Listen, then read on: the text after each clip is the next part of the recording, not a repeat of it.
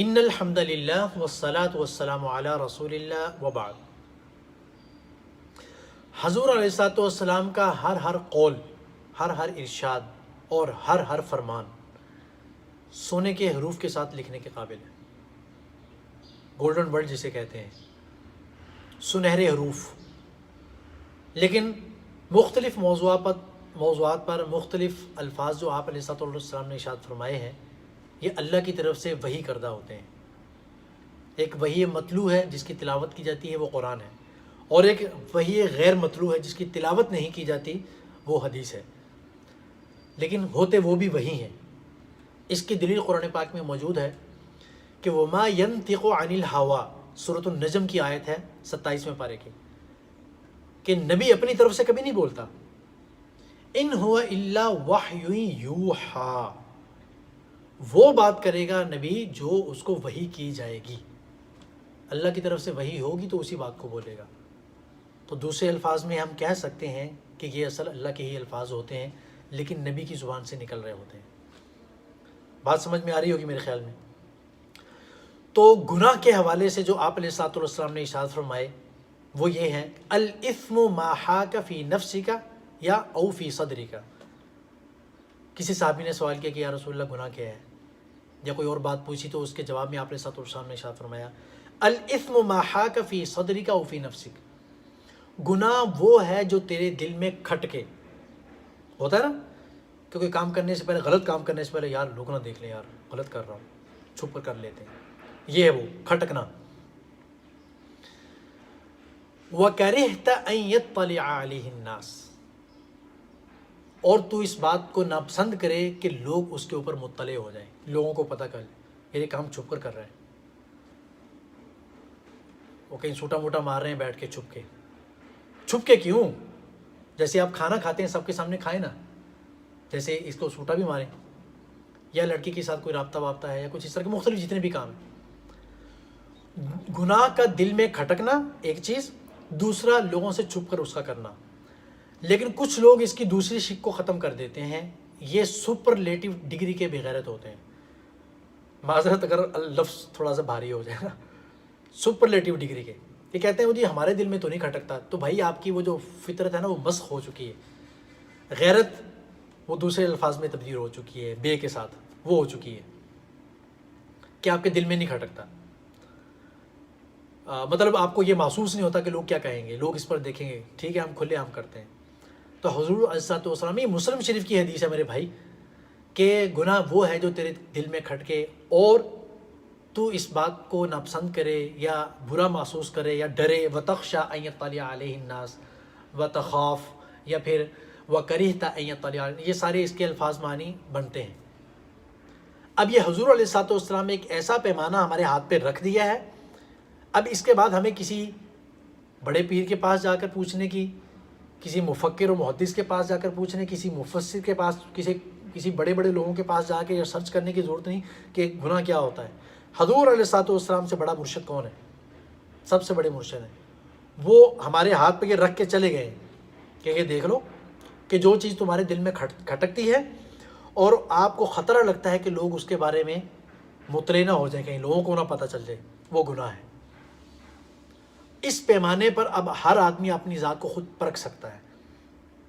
آپ رستے میں چلتے ہوئے جا رہے ہیں، اب مثالیں دینے لگا ہوں کیونکہ مسالے کے بغیر سالن مزے کا نہیں ہوتا نا۔ اب مثالیں سنیں ذرا۔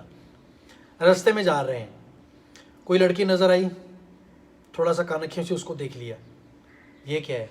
کانکھیوں سے کیوں دیکھا ہے؟ سامنے آ کر دیکھتے نا، بالکل اس کے چہرے کے سامنے ایسے واضح ہو کر، چھپ کر کیوں دیکھا ہے؟ چھپ کر اسی لیے دیکھا ہے کہ چھپنے، جی گناہ کرنے سے پہلے بھی دل میں خطرہ تھا، یار کوئی لوگ دیکھے نا۔ وَكَرِهْتَ أَن يَطَّلِعَ عَلَيْهِ النَّاسِ، کہ کوئی دیکھ نہ لے، اور کرنے سے پہلے بھی معلوم تھا کہ یار غلط کام ہے، جبھی تو چھپ کے کر رہے ہیں۔ اور اسی کو قرآن پاک میں اللہ تعالیٰ دوسرے الفاظ میں ارشاد فرماتے ہیں، يَعْلَمُ خَائِنَةَ الْأَعْيُنِ وَمَا تُخْفِي الصُّدُورُ، کہ اللہ تعالیٰ تمہاری آنکھوں کی خیانت کو بڑے اچھے طریقے سے جانتے ہیں۔ جو تم آنکھوں سے خیانت کر رہے ہو نا، اس طریقے سے گھوم کے دیکھ رہے ہو، یا تھوڑا سا یوں کر کے ایسے خارج کرنے کے بہانے دیکھ لے، ایسے کر کے، مختلف طریقے ہیں بہت سارے۔ تو وہ ایک گاڑی نکلنے لگی نا مدرسے سے، تو گاڑی نکلنے سے پہلے جو معلم تھے انہوں نے بچوں سے کہا کہ بیٹا رستے میں جاتے ہو اگر کسی خاتون پر نظر پڑ جائے نا، نظروں کی حفاظت کرنی، لڑکیوں کو نہیں دیکھنا، اگر نظر پڑ جائے تو استغفار پڑھ لینا۔ تو جب بس چل پڑی تو سارے نیچے منہ کر کے بیٹھے ہوئے، ایک بچے کا اچانک منہ اٹھا، اس نے کھڑکی سے باہر دیکھا تو کسی خاتون پہ نظر پڑی، تو فوراً اس نے نیچے دیکھا، کہتا استغفر اللہ استغفر اللہ استغفر اللہ۔ تو باقی جو سارے ساتھ پہ بیٹھے تھے کہتے کہاں ہے کہاں ہے کہاں ہے؟ بات سمجھ میں آ رہی ہے؟ تو یہ والا نہیں کرنا کام ہم نے، ٹھیک ہے؟ تو کن اکھیوں سے جو دیکھنا ہوتا ہے نا، استغفار پڑھنا، یہ سارا کا سارا وہی ہے کہ گناہ ہے، جبھی تو بھائی چھپ کے کر رہے ہیں۔ یہ میں نے ایک ہی مثال دی آپ کو۔ دوسری مثال دیکھیں، دوسری مثال یہ ہے کہ موبائل، ہمارا موبائل، اس کے اوپر عام طور پر جو پاسورڈ لگا ہوتا ہے کیوں لگتا ہے؟ ٹھیک ہے، ایک بات سمجھنے کی ہے۔ بہت سارے لوگ کہتے ہیں کہ ہمارا بزنس کا سامان ہوتا ہے، بیچ میں اپنے معاملات ہوتے ہیں کچھ بہت، ٹھیک ہے، بچے نہ خراب کر دیں، کہیں وہ چیزیں گم نہ ہو جائیں، کہیں ان کے اوپر کوئی اور مطلع نہ ہو جائے، کوئی کہیں چوری نہ ہو جائے، ٹھیک ہے، بہت سارے مسئلے مسائل ہو سکتے ہیں۔ لیکن عام طور پر موبائل ہاتھ میں پکڑو، پاسورڈ، واٹس ایپ کھولو، پاسورڈ، میسنجر کھولو، پاسورڈ، فیس بک کھولو، پاسورڈ، ایک لمبی لائن ہے، پاسورڈ ہی ہر چیز کے اوپر لگے ہوئے ہیں۔ تو یہاں پر اس کا مطلب یہ ہے کہ کچھ اور بھی مسئلہ ہے۔ نہیں سمجھے وہ بات میرے خیال میں؟ جو میں نے حدیث سنائی تھی، الاثم ما حاک فی نفسک و فی صدرک، گناہ وہ ہے جو تو دل میں کھٹکتا ہے، تو اسی لیے تو پاسورڈ لگائے ہیں۔ وکرہت ان یطلع علیہ الناس، کہ لوگوں کو نہ پتہ چلے اس کے موبائل میں کیا ہے، اسی لیے تو پاسورڈ لگا کے رکھے ہوئے اتنے سارے۔ میرے خیال میں بات آپ کو سمجھ میں آ رہی ہوگی۔ اب اگلی بات سمجھیں کہ کسی عقل مند آدمی نے، کسی نیک آدمی نے ایک بہت پیاری بات کہی تھی۔ وہ یہ کہی تھی کہ دیکھیں کہ ہمارے موبائل کا جو میموری کارڈ ہے، اس ایک میموری کارڈ کو ہی اگر اللہ تعالیٰ ہمارے نامہ اعمال میں رکھ دے نا، سب کچھ چھوڑ دیں، نمازیں، روزے، زکوٰۃ، حج، ہمارے اعمال سب کچھ چھوڑ دیں، وہ تو بہت اوپر کی بات، صرف اس ایک میموری کارڈ کو ہی اللہ تعالیٰ ہمارے نامہ اعمال میں رکھ دیں تو ہمارے نیکیوں کے پلڑے کو اوپر کرنے میں یہ بھاری ہو جائے گا۔ یہ ایک میموری کارڈ کا وزن ہی اتنا ہوگا نا، اس میں جتنے گناہ ہیں وہی ہمیں جہنم میں لے جانے کے لیے کافی ہوگا۔ اس پر کچھ لوگ اعتراض بھی کرتے ہیں نا، کچھ لوگوں کے لیے بڑا اچھا بہترین اعتراض بھی میرے ذہن میں آ گیا۔ اعتراض یہ کرتے ہیں کہ جی نامہ اعمال کا تو وجود ہی نہیں ہے۔ مطلب مثال لے لیں، میں نے لڑکی کو دیکھا، گناہ کیا، کہاں اس کا کہاں وزن ہوگا؟ میں نے روزہ نہیں رکھا، گناہ کیا، اس کا کہاں وزن ہوگا؟ نماز چھوڑی ہے، وزن ہی نہیں ہے اس کا، شراب پی ہے، وزن ہی نہیں ہے، زنا کیا، وزن ہی نہیں ہے، تو اس کا حساب کتاب کیسے ہوگا؟ تو سوال یہ ہے کہ ایک موبائل کے اندر جو ڈالا جانے والا میموری کارڈ ہے، لاکھوں کروڑوں قسم کی اس کے اندر اگر اس کا ڈیٹا بڑا ہو تو ویڈیوز آ جاتی کہ نہیں آ جاتی؟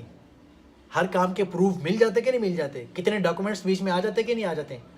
اس خود میموری کارڈ کا کتنا وزن ہوتا ہے؟ رتی برابر وزن ہوتا ہے اس کا، لیکن جو اس کے اندر ڈیٹا ہے، جو انسٹال ہے اس کے اندر، ویڈیوز، ڈاکومنٹس اور اس طرح کی جتنی دوسری چیزیں پڑی، اس کو تو ویسے ہی وزن نہیں ہے، لیکن وجود تو ہے نا اس کا۔ تو اسی طریقے سے انسان کے اعمال کا بھی ایسا ہی وجود ہے اللہ تعالیٰ کے ہاں۔ خدا جانے اللہ تعالیٰ نے وہاں پر کیا اس کے لیے وہ ایک میزان قائم کیا ہوا جس کے اندر اللہ تعالیٰ اس کو تولیں گے، ٹھیک ہے؟ تو اس لیے یہ اعتراض کرنا کہ بھائی نامہ اعمال کا وزن کیسے ہوگا، کیسے نہیں ہوگا، یہ اللہ تعالیٰ پر چھوڑیں۔ اس کا ثبوت سب سے بڑا یہ ہے، اس کو سمجھنے کے لیے میموری کارڈ ہی کافی ہے۔ خلاصہ یہ کہ آج کی جو حدیث میں نے بھی بتائی آپ کو وہ یہ ہے کہ اس ایک حدیث کو ہم سامنے رکھیں اور اس کے ترازو میں ہم پرکھیں گناہ کیا ہے، غلطی کیا ہے، اور کون سا کام ایسا ہے جو ہم چھپ کر کرتے ہیں اور کون سا کام ایسا ہے جو ہم سامنے کرتے ہیں، خود فرق پتہ چل جائے گا۔ اور کون سا کام کرنے سے پہلے ہمارے دل کے اندر کھٹک پیدا ہو رہی ہے، تھوڑی سی بھی کھٹک پیدا ہو رہی ہے نا، چھوڑ دیں۔ اور اگر کھٹک پیدا نہیں ہو رہی، ویسے ہی کرتے جا رہے ہیں، تو پھر ہلاکت خیز نتیجہ نکلنے والا ہے کہ اللہ تعالیٰ نے آپ کو کھلی چھوٹ دے دی۔ جیسے وہ کہتے ہیں نا، باپ کسی سے ناراض ہو، جا بیٹا جا کر جو کرنا ہے، جب تو میرے پاس آئے گا نا پھر تجھے پوچھوں گا۔ تو بس سمجھ لیں کہ ابھی ہم خطرے میں آ گئے ہیں۔ اللہ تعالیٰ نے ہمارے اندر ہماری غلطیوں کی وجہ سے، گناہوں کی وجہ سے اس حص کو کھینچ لیا ہے کہ جس کی وجہ سے انسان کو گناہ محسوس ہونے ختم ہو گئے ہیں۔